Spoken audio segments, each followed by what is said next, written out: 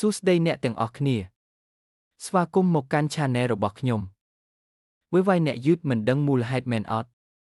ប្រហែលមានអ្នកជិតខាងកំពុងលួចប្រាហើយថ្ងៃនេះខ្ញុំនឹងបង្ហាញវិធីបិទពួកគេងាយក្នុងប៉ុន្មាននាទីប៉ុណ្ណោះអត់បាច់ជំនាញបច្ចេកទេសទេធ្វើតាមខ្ញុំបន្តិចបន្តួចគ្រប់គ្រាន់ហើយ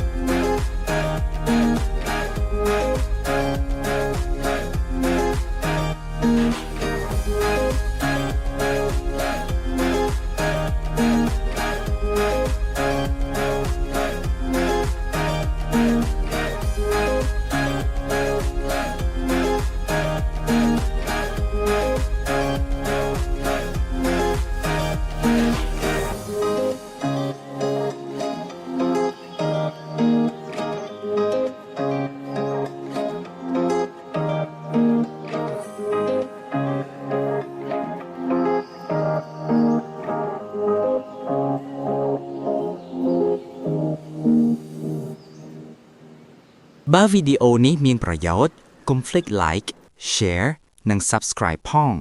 អរគុណសម្រាប់ការទស្សនា